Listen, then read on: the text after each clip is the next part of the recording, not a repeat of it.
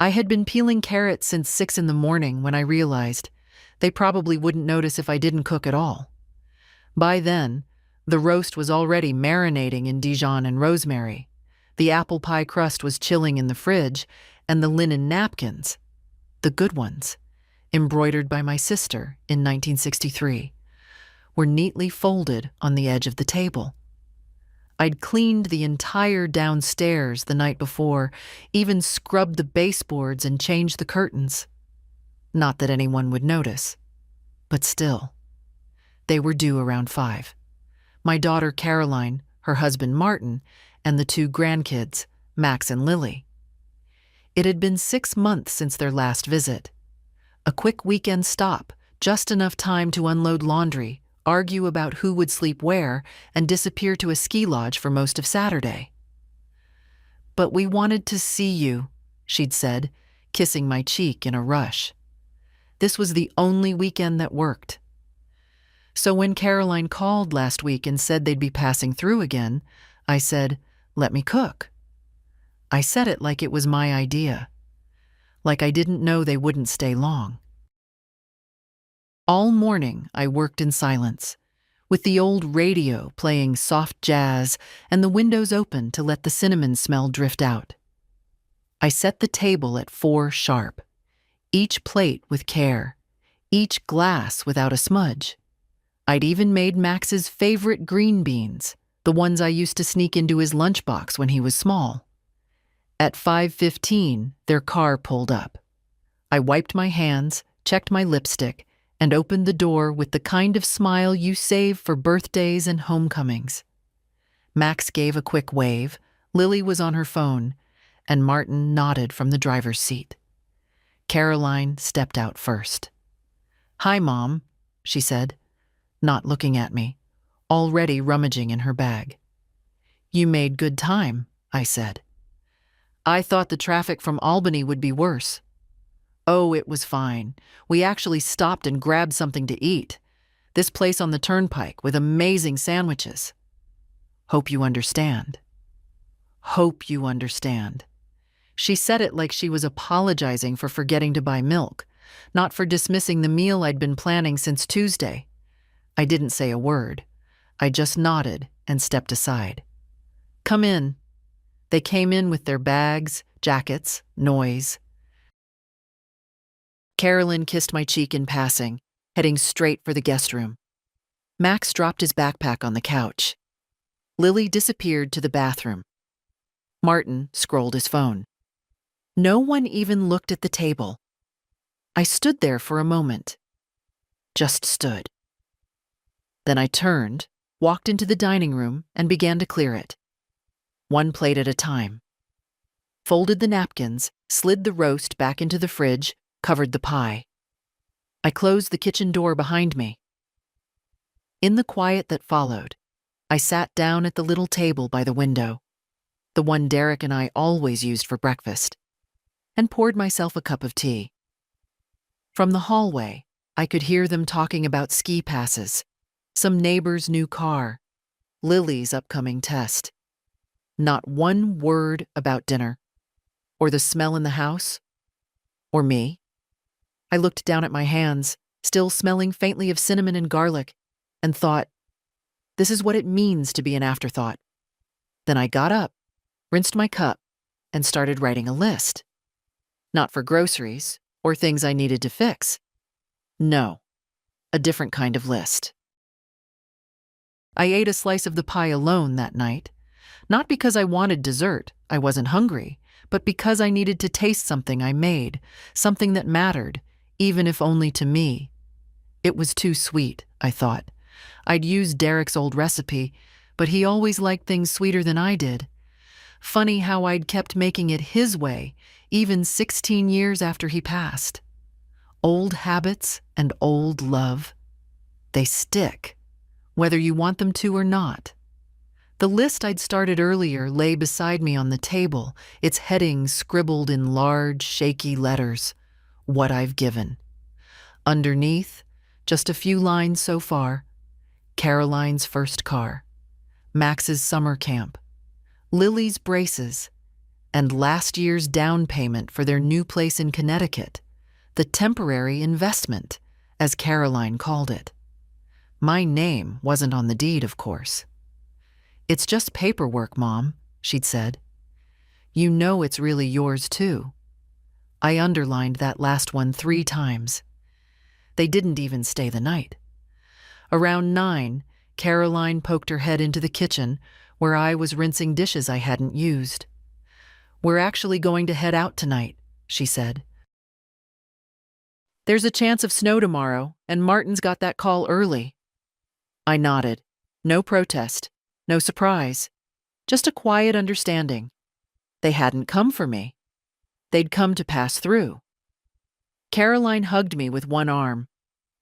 "Sorry we didn't eat. You know how road trips go. I promise next time we'll make it a real dinner." I smiled. Sure. They left like they arrived. A blur of zippers and duffel bags, hurried footsteps, murmured goodbyes. Lily barely looked up from her phone. Max mumbled, "Thanks, Grandma," before the door shut behind them. The silence that followed was thick, but not unfamiliar. This wasn't the first time I'd felt like background noise in my own house. It was just the first time I let it sink in. I went back to the table and sat down again, looked at the list, turned the page over and started a second one. This one I titled, "What I've Asked For." It stayed mostly blank. A phone call on my birthday, a visit in spring, just one weekend, a framed photo of the grandkids for Christmas. Nothing more, nothing unreasonable, nothing I got. I stayed up late that night. Not because I couldn't sleep, I was tired enough to collapse, but because the house felt like it was speaking to me. The ticking of the old kitchen clock, the creak of the radiator, the wind tapping at the back door like a forgotten friend. I walked into the front room and lit the gas fireplace, sat down in Derek's old armchair. The fabric was worn thin on one arm where his elbow used to rest. I laid my hand there and closed my eyes. "They don't see me anymore, Derek," I whispered. "I'm here, but I'm not real to them." Outside, snow had begun to fall, soft and slow, covering the driveway, the porch, the world. I thought about Caroline's voice, "Hope you understand," and how much it had cost me not to reply. Not because I didn't have words. I had too many. But none that could change anything. The pie sat in the fridge. The roast would keep another day. The green beans were already in the trash. I got up, walked to the window, and watched the snow pile up around my little mailbox. The one with peeling blue paint and a crooked flag. The one I'd kept all these years because Derek built it with his hands, even if the hinges always stuck. Maybe it was time I let that stickiness go. Maybe it was time I stopped folding napkins for people who couldn't say thank you. It was just after midnight when I heard the soft shuffle of feet down the hallway. At first I thought I imagined it. This house hadn't known footsteps besides mine in so long. But then a knock, gentle and hesitant, tapped against the kitchen door I'd closed earlier. "Grandma?" "Max." I opened the door to find him standing there in socks and an oversized hoodie, his hair tousled from the road. In his hand was a half-empty bottle of water, the label peeling off. He looked at the table, then back at me. "Why'd you put everything away?" he asked quietly. "I thought we were going to eat together." I studied his face. 17, almost grown, taller than his father already, but still with that look, the same one he had as a boy when he broke the window with a baseball and tried to tape it back together before I noticed. "You didn't seem hungry," I said. He shifted his weight, embarrassed. "We weren't. Not then.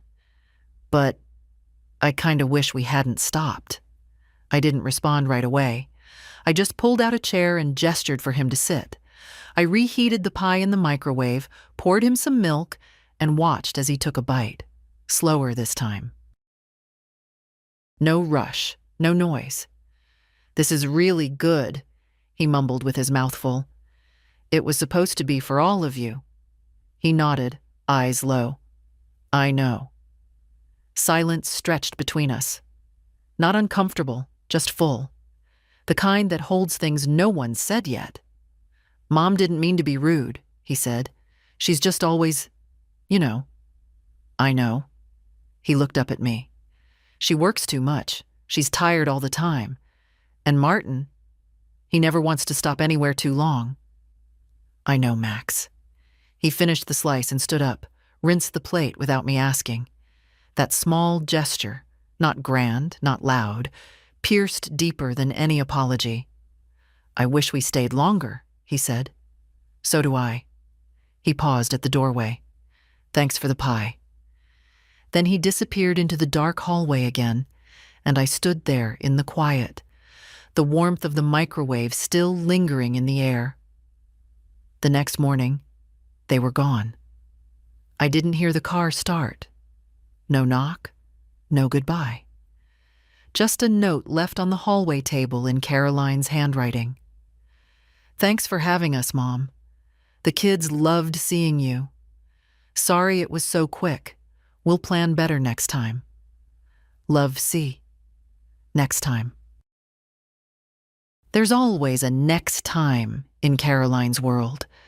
It floats like a promise, but lands like an excuse.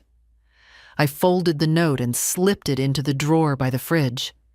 The same drawer where I kept takeout menus, expired coupons, and things I didn't have the heart to throw away. And then I saw it. A piece of paper folded in thirds, stained at one edge. The original estimate for Caroline's down payment. My signature in the corner, firm and proud. I remembered the way she hugged me after, the tears in her eyes. "You saved us, Mom." Saved. That word had felt like a medal then. Today, it felt like a receipt. I opened my checkbook and stared at the last stub. The balance was healthy.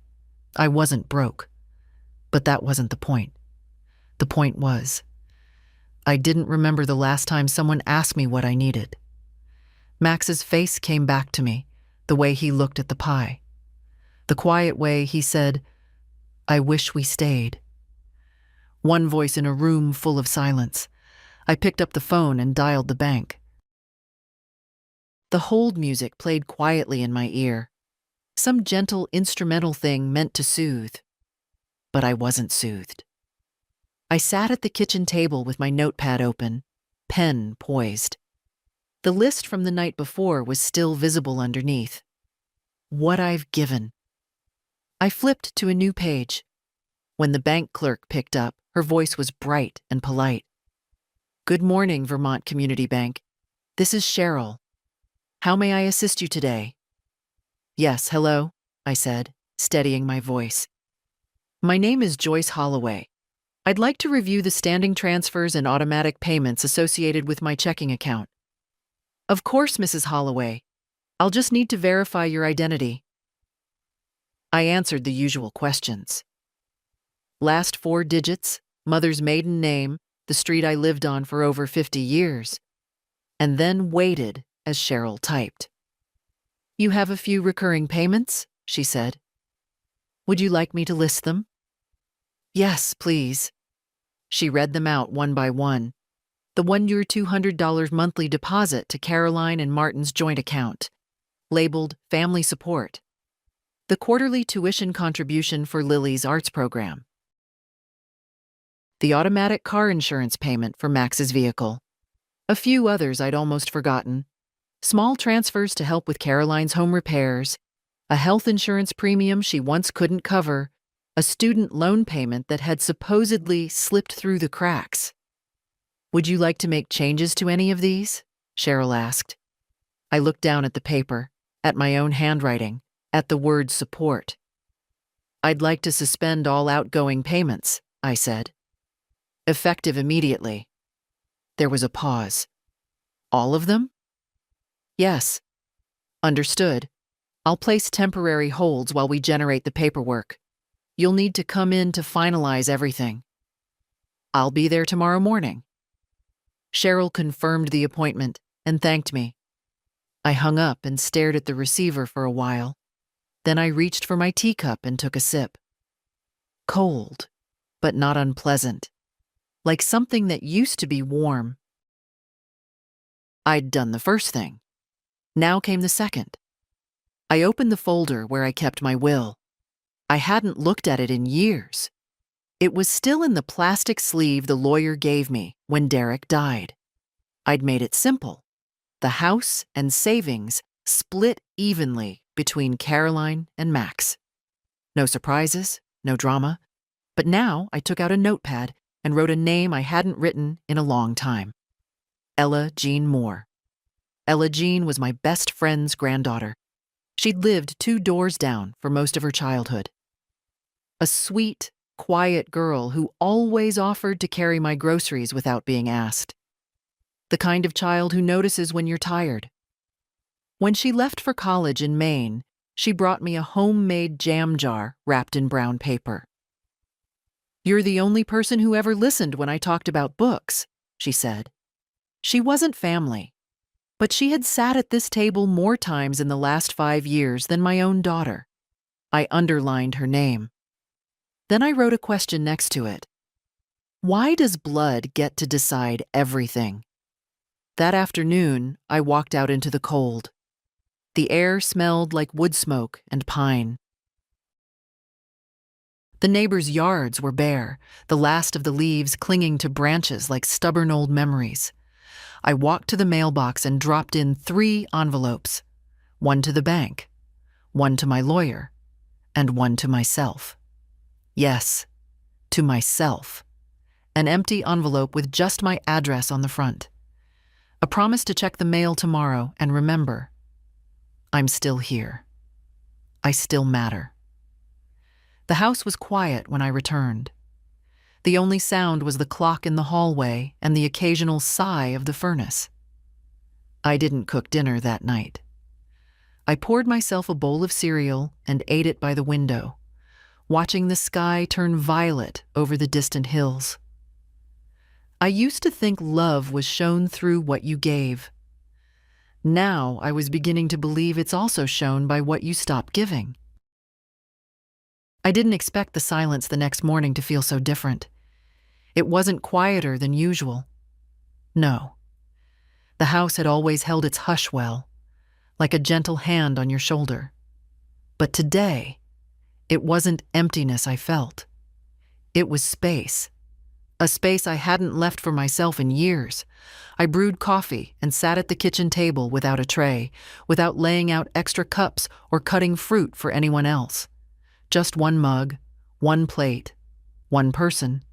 It felt deliberate, like an act of resistance. By 9:15, I was dressed and outside, scarf wrapped tight around my neck, hair pinned up. I hadn't been to the bank in person since before the pandemic, but I remembered the way. Every corner, every cracked sidewalk square. The young man at the reception desk looked startled when I walked in. "Mrs. Holloway?" he said, rising. "Cheryl's expecting you. Right this way." Cheryl was as kind in person as she'd been on the phone. Younger than I imagined, with round glasses and the kind of soft voice you didn't want to interrupt. She slid the paperwork across the desk, page by page, explaining each one.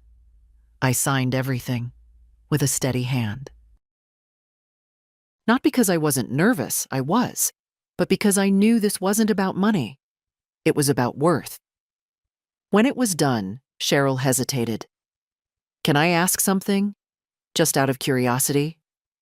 I nodded. "Most of the time, people suspend 1 or 2 transfers. You did all of them." "Yes."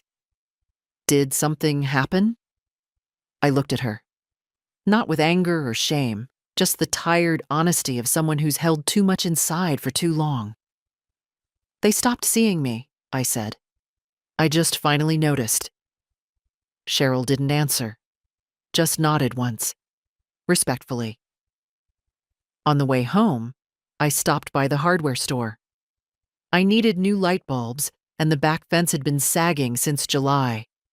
I picked out a few things, chatted with the clerk about the frost coming in next week, and walked home carrying the bag like it weighed nothing at all.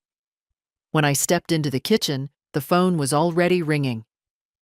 Caroline. I let it ring twice before answering. Mom?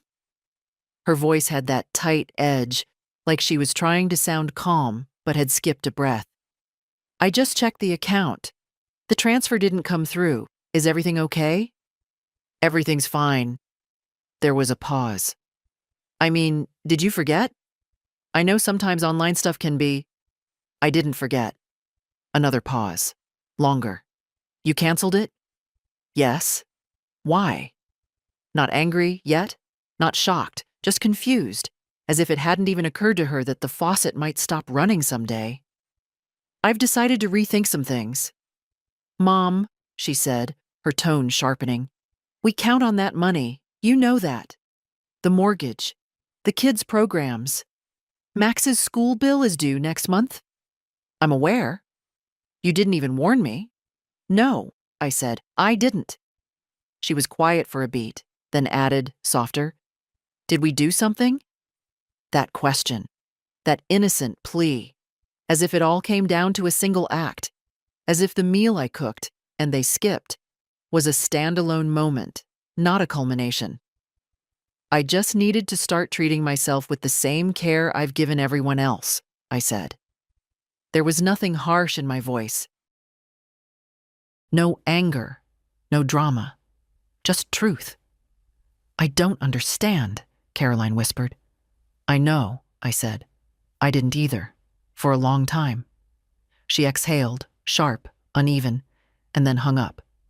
I stood there for a moment, the dial tone humming in my ear, then returned the receiver to its cradle. The table was bare. No lists, no plates. I picked up the hardware store bag and went to fix the back fence, one screw at a time. I made myself dinner that night. Not leftovers, not something that would keep for guests, not Max's favorite or Caroline's comfort food, just mine. A simple lentil stew, the way my mother used to make it in winter, thick with carrots and celery and a splash of vinegar at the end. I even toasted some sourdough with too much butter just because I wanted the smell. I didn't set the table. I ate at the small counter by the window, elbows on the surface, a book beside my plate, the way I used to before Derek's heart gave out and life got rearranged.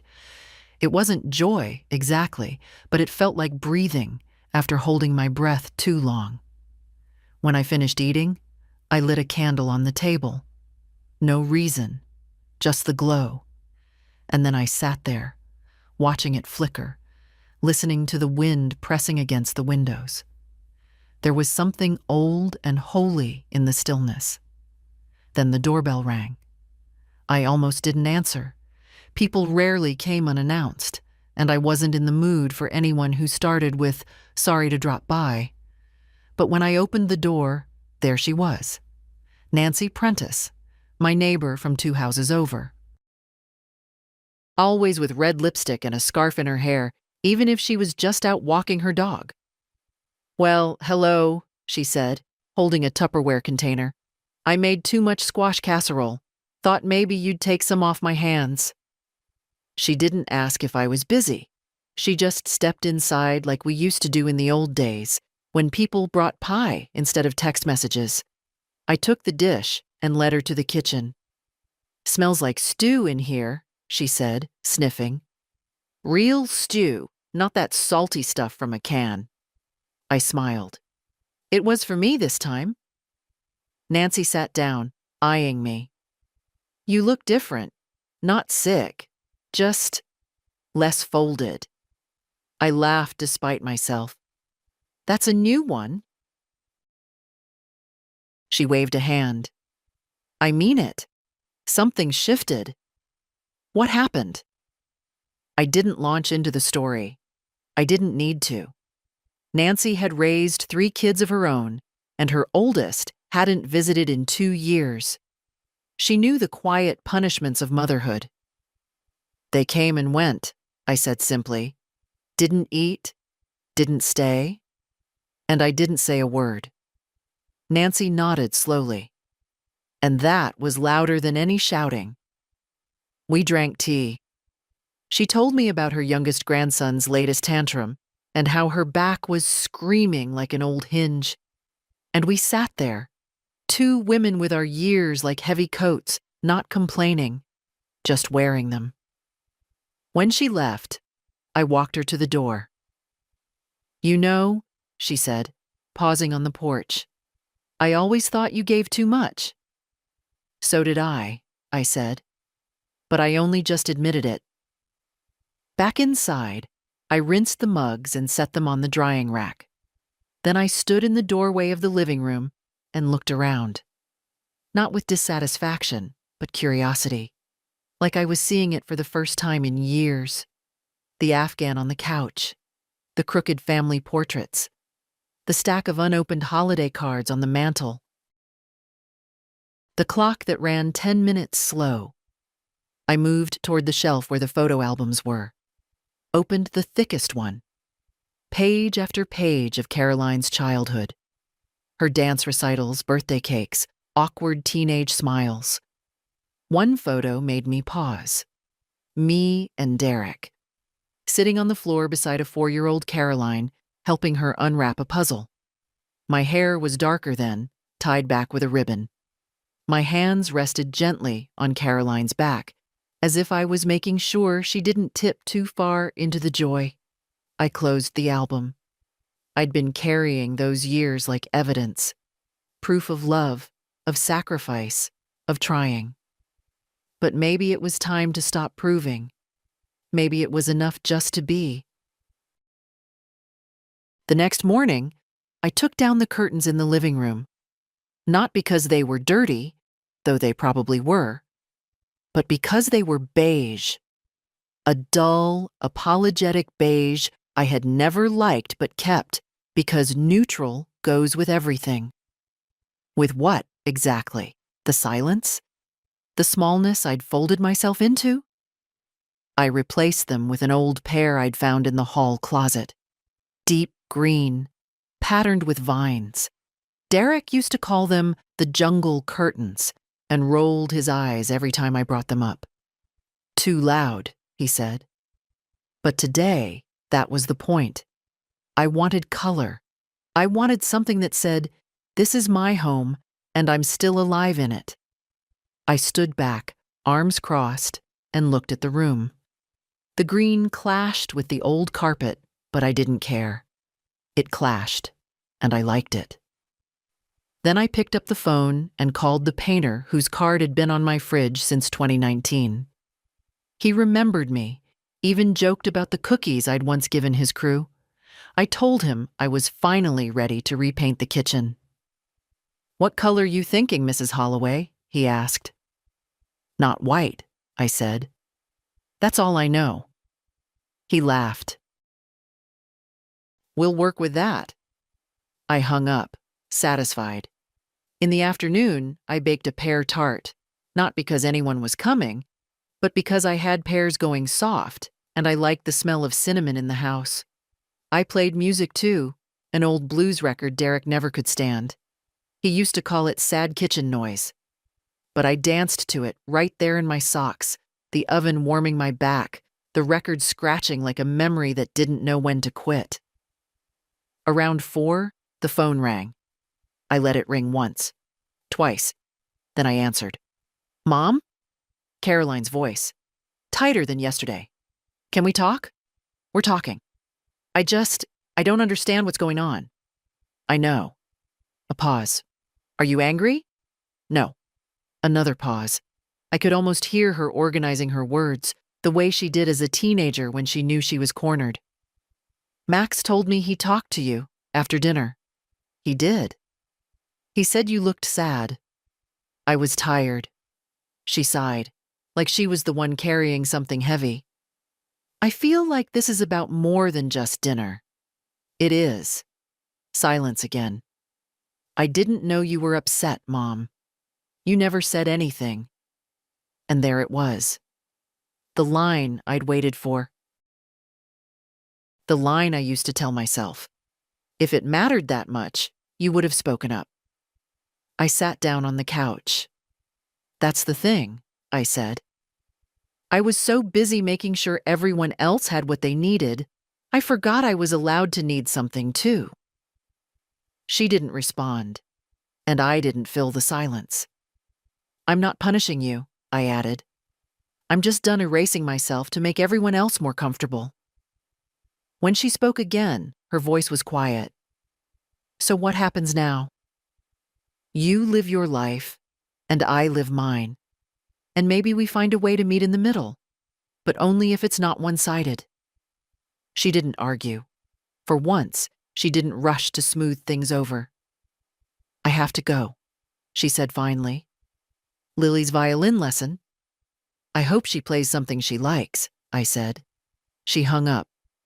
I put the phone down and looked at the pear tart cooling on the counter. Then I cut myself a slice and brought it into the living room, sat on the couch, turned on the radio, let the soft voice of a jazz singer fill the air, and for the first time in a long while, I felt like I was in my own company, not alone, just mine. It was around 7 when the call came in. I was in the middle of folding laundry, just 2 small loads, but even that felt like a lot these days. My back ached the way it always did when the weather changed, and I'd just told myself I deserved to sit down when the phone rang again. Martin. Caroline's husband never called. If his name showed up on my screen, it was either a misdial or a favor. I let it ring once before picking up. Joyce? His voice was always overly formal, even now, even after 21 years in the family. Sorry to bother you at this hour. Not a bother. There was a pause, just long enough to mean something. Then, I understand you've suspended the monthly transfer. Yes. Well, I'm hoping this isn't permanent. Caroline's very upset. I'm sure. She said you've been feeling disregarded. I held the phone tighter, not hurt, just bracing. That's one way to put it. Martin cleared his throat. Look, I don't want to wade into things between you and Caroline, but we've built our financial structure around some of those contributions. Especially with Max's upcoming college payments. I understand, Martin. So, are you open to resuming them? Even partially? No. Another pause. This one longer, less polished. I don't think you understand what this puts us in, he said. I understand exactly, I replied. I've been understanding for a long time. He shifted tactics. You're upset, and rightfully so, if you felt overlooked. But the kids, they're not children anymore. He fell silent. I'm not mad, Martin, I added, surprising myself with how calm I sounded. I'm just done funding a version of the family where I'm a footnote. There was nothing left to say. He didn't thank me for my time. He didn't say goodbye. Just the click of the line going dead. I stared at the receiver. Then I put the laundry away and made myself some tea. Chamomile with honey. No sugar. I liked it the way it was. A little bitter, a little quiet. I thought the evening was done, but the doorbell rang an hour later. No one rings that late in our neighborhood unless it's an emergency.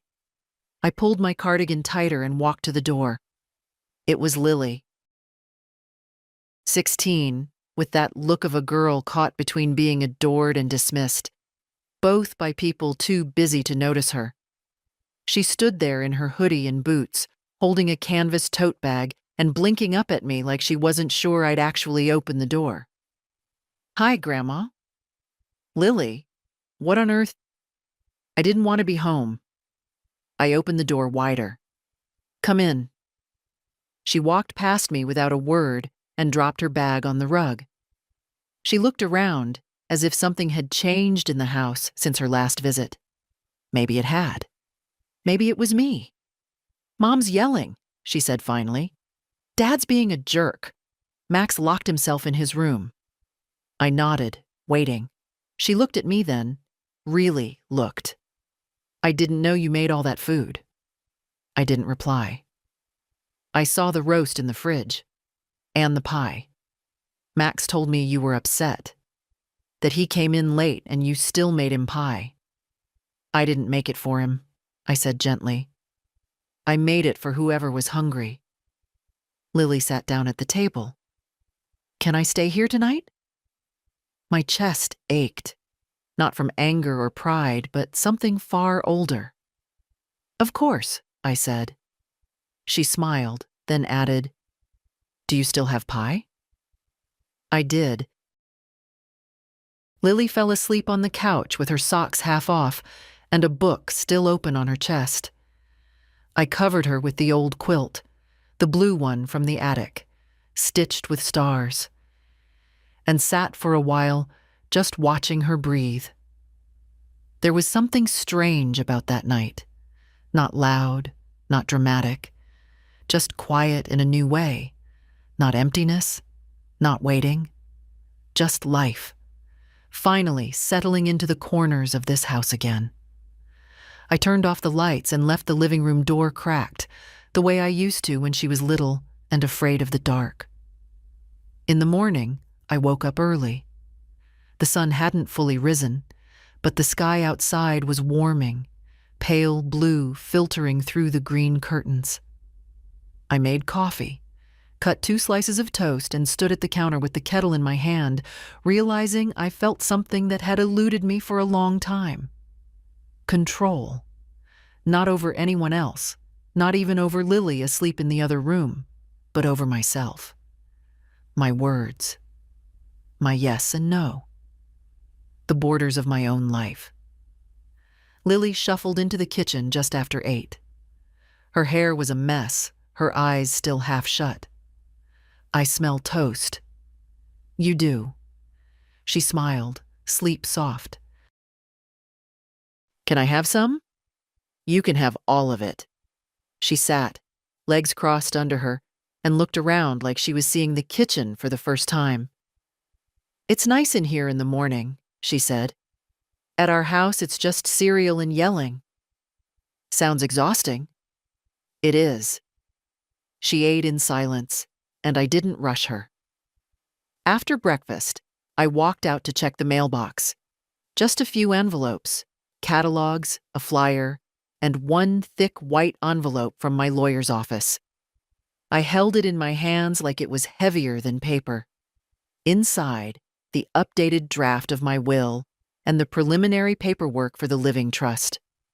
I tucked it under my arm and returned to the kitchen. Lily was rinsing her plate. Do you want to help me with something? I asked. She turned. Sure. I set the folder on the table and opened it, sliding the papers across. I'm making a trust, I said. For later. For when I'm not here. Her eyes widened. Grandma, no, I said quickly. Not because anything's wrong, because I want things in order. She nodded, warily. I'm leaving something to Max, and to you. Some things to the library. And I've added someone else, too. Someone else? A young woman who isn't family, but who never made me feel invisible. Lily didn't say anything. I wanted you to know, I added, because it might surprise your parents later. Still, she said nothing, but her expression was changing. Do they know? Not yet. I bet they'll be mad. Maybe, I said, but it's not their decision. She stared at the papers for a long time.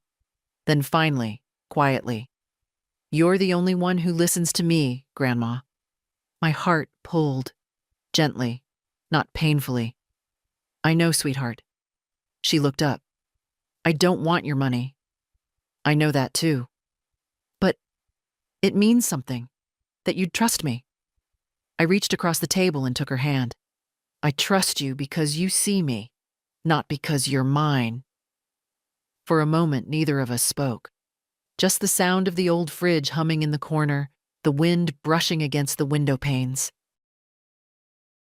"I should probably go back soon," Lily said, "or they'll freak out."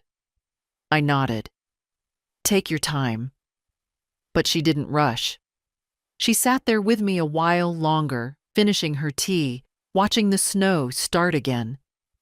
I didn't know what would happen next, but I knew something had shifted. Not just in me, but in her too. And that, for once, felt like enough. The snow fell heavier by mid-afternoon, a steady hush blanketing the street and muting the world outside. Lily had already gone, bundled into her jacket, tote bag over one shoulder, the last slice of pear tart wrapped in foil in her hand. She'd promised to text when she got home. I knew she would. It was Thanksgiving. Not that anyone had said so out loud. Caroline hadn't called. Neither had Martin. I suppose they assumed I'd understand, that I'd imagine some excuse. A flat tire, a last-minute emergency, maybe just a long nap, the way I always had before. But this time, I didn't imagine anything. I just put on my coat and walked into town. It was quiet, the kind of quiet that only comes when most people are indoors, huddled around tables, carving turkeys and pouring gravy. My boots crunched softly through the snow. The bakery was closed, the florist dark. Even the diner had its chairs stacked. Only the church on Main Street was open, the lights on in the basement fellowship hall. When I stepped inside, the warmth hit me first. Then the smell. Roasted vegetables, cornbread, apples, and cloves. I heard voices, laughter, clinking silverware. The town's annual Friendsgiving, for those without plans, without families, or without invitations. A volunteer greeted me at the door with a gentle smile. "Welcome," she said, not asking why I was there, not offering pity. Just a plate and a place to sit. I found a spot near the back, next to a woman who introduced herself as Janine. She was 73, lived on the other side of the river, and had been coming to this dinner since her divorce way back in '91. Her earrings were big and her stories were bigger. I liked her immediately. We talked between bites. About the weather, about old television shows, about how her cat had taken to stealing gloves from her neighbor's porch. She didn't ask if I had children, and I didn't offer. A man from the Lions Club brought refills of cider, his hands shaking slightly from age. The boy next to him had Down syndrome and beamed at every guest as he passed, like we were the most important people in the world. I stayed longer than I'd planned, helped stack chairs, wiped down a few tables. No one asked me to. But it felt good to move, to contribute without expectation. When I finally stepped back outside, the sky was already dimming. The street lamps flickered on one by one, casting soft pools of amber light onto the snow. I walked home slowly, letting the cold bite at my cheeks. At the porch, I paused before going inside. From this angle, the house looked smaller than I remembered, but warmer. Not because it had changed, but because I had. It wasn't a waiting room anymore. It wasn't a stage for someone else's needs. It was mine. Inside, I changed into my softest sweater and brewed more tea. I lit the candle on the mantel, the one I'd saved for Christmas Eve, and turned on the radio, letting it hum quietly in the background. Then I sat in my chair, opened the small notebook I kept for letters I never sent, and began to write. Dear Derek, Thanksgiving came and went. They didn't come, and I didn't wait. That may be the most honest sentence I've written in years. I think you'd be proud of me. Not because I was strong, but because I stopped pretending to be okay with what I never deserved. You always told me I made too many allowances. That love didn't mean disappearing. I didn't believe you then. I think I do now. I stopped writing and leaned back. The snow outside kept falling. The silence inside wasn't lonely. It was mine. I found it the next morning, tucked inside Derek's old toolbox. A postcard, curled at the corners, yellowed just slightly. No stamp, no address. Just a handwritten note on the back in his strong, tidy print. Joyce, you're not here to be convenient. You're here to be whole. It wasn't dated, but I remembered it. He'd left it for me the day after our worst fight. The one about Caroline's endless requests.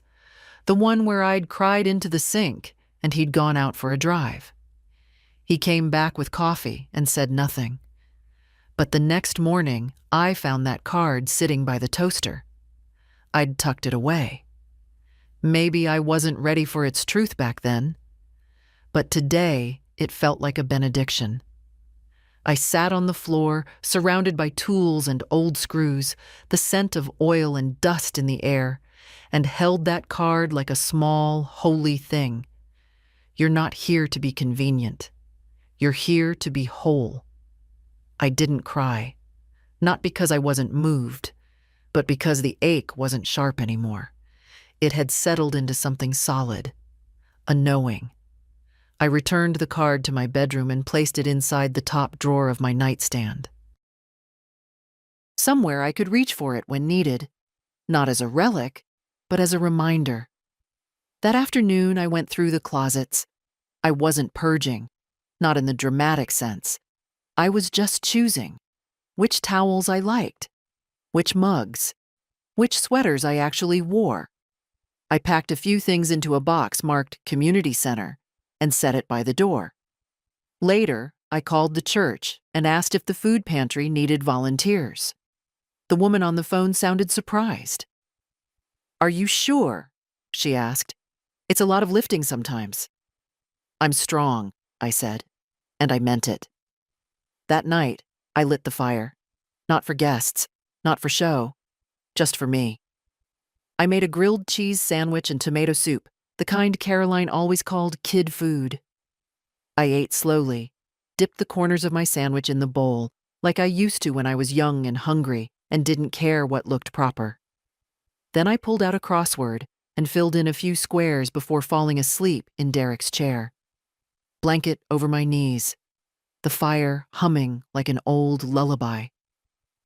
And somewhere around midnight, I woke to a single thought. Not guilt, not anger, but this. It was never about them noticing me. It was about me noticing myself. I rose, turned off the lamp, and walked to the bedroom, the postcard's words still echoing as I slipped under the quilt.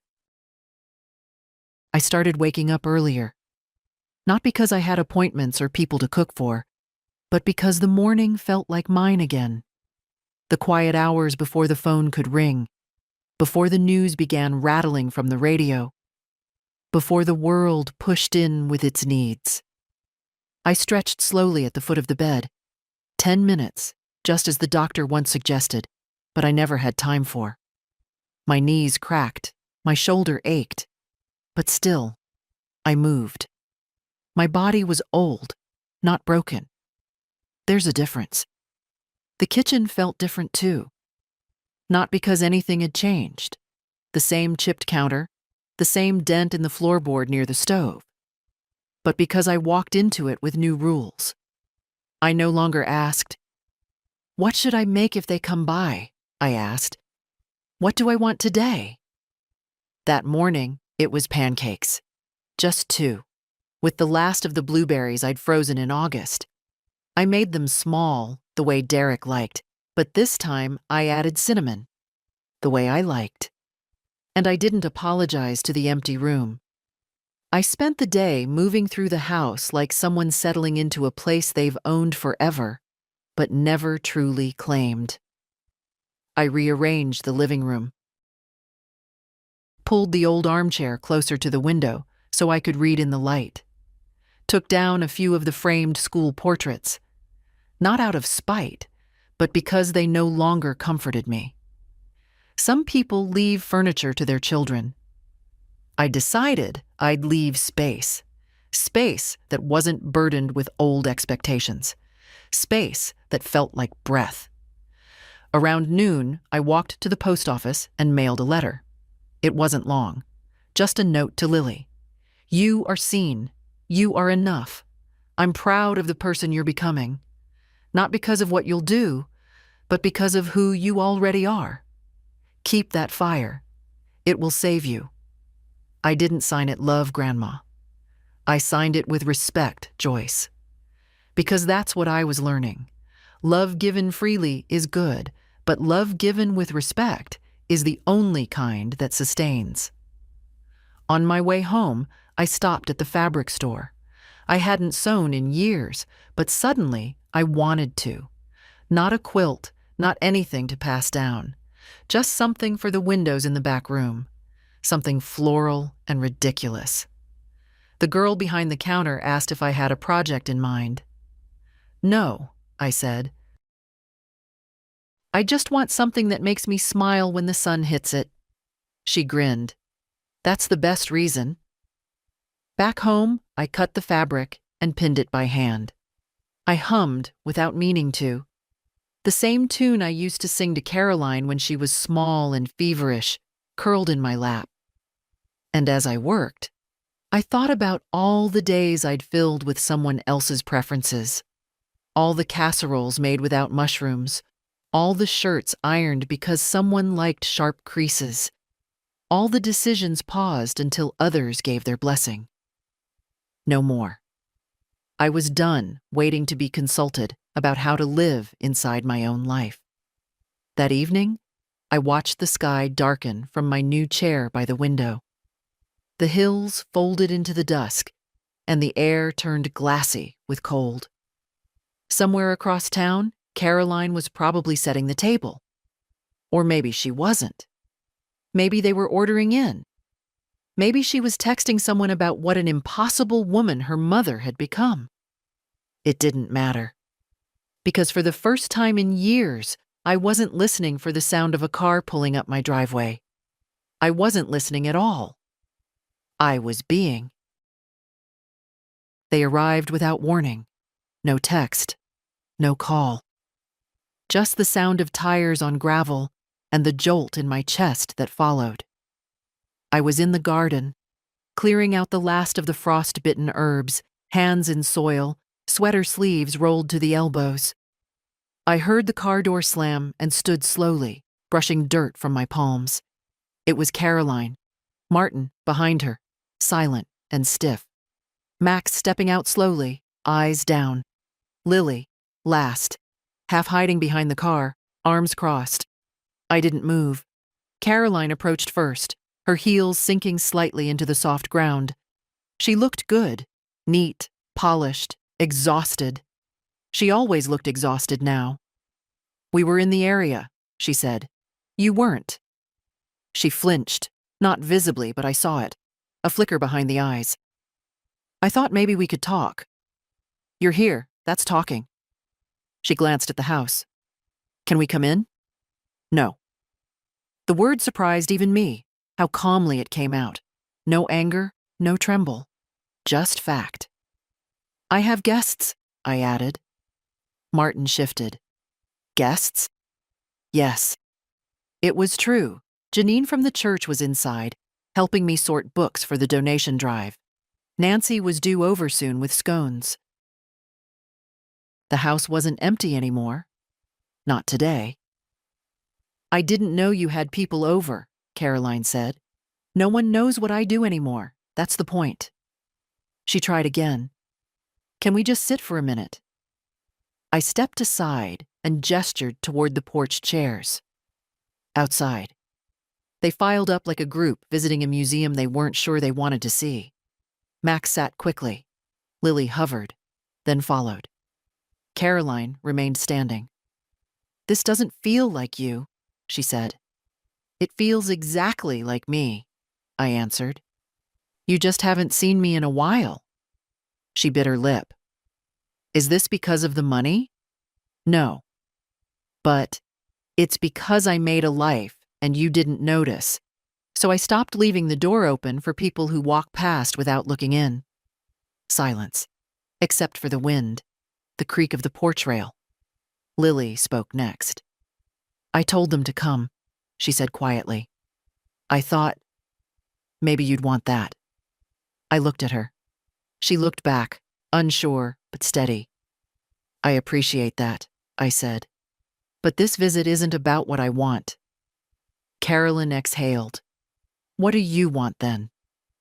Such a simple question. One I'd been too afraid to answer most of my life. I want peace in my own home. I want to make choices without apology. I want to be seen without earning it through giving. I want honesty. And right now, I want you to leave. She blinked, stunned, not angry. Max stood up slowly. I'm sorry, Grandma. I nodded. I know. Lily followed. She didn't say anything this time, just came close and placed something in my hand. A folded note, soft and warm from her pocket. Then she stepped down from the porch and waited by the car. Caroline didn't move for a long moment. Then she said, You've changed. Yes, I said. And I hope someday you do too. She turned without a word. I didn't watch them drive away. I just opened Lily's note and read, You taught me what respect looks like. I see you now. Inside the house, the kettle began to whistle, and I didn't rush to turn it off. The snow came again that night. Soft, steady, no wind. The kind of snow that doesn't ask for attention, just lays itself over the world like a quiet truth. I watched it from the chair by the window, wrapped in Derek's old cardigan. Lily's note still folded beside me on the armrest. The house was still. No footsteps upstairs, no humming fridge. I'd unplugged it for defrosting earlier and forgotten to turn it back on. And I didn't mind. Let the ice melt. Let things shift. I thought about how many years I'd spent preparing for people who never asked to be prepared for. How often I'd tidied myself, my words, my emotions, my time, into neat boxes so they'd be easier to ignore. But now there were crumbs on the kitchen counter, books in piles, a curtain crooked where I'd hung it too fast, and every bit of it felt like home. Janine had called earlier to thank me for the books. Nancy left a message about the next meeting at the food pantry. Ella Jean, the girl from next door who used to help with groceries, sent a postcard from Portland with a picture of her and her girlfriend in matching scarves. There was no parade, no celebration, just presents. I thought about Caroline, about Max and Lily, about what families do when they don't know how to be tender. They take, they assume, they turn love into transaction. But I no longer needed to cash out of that currency. Love, if it was real, would come without receipt. I stood, stretched, and walked into the kitchen. The pear tart dish still sat in the sink, half washed. I finished it, dried it, and tucked it away. Then I went to the small drawer by the door and opened it. Inside was the envelope I'd mailed to myself days ago. No return address, no message. Just a blank sheet inside. I took it out, sat down, and wrote on it in thick, slow pen. I am not an afterthought. I folded it again and slid it back into the envelope, sealing it shut. A small act, but mine. Outside, the street was empty. No cars, no visitors. But the porch light was on, because sometimes being seen doesn't start with someone else. It starts when you choose not to dim yourself any longer. And if you've read this far, maybe you needed that reminder too. If this story touched you, share it. Leave a comment. Let someone know they're not alone in wanting more than silence.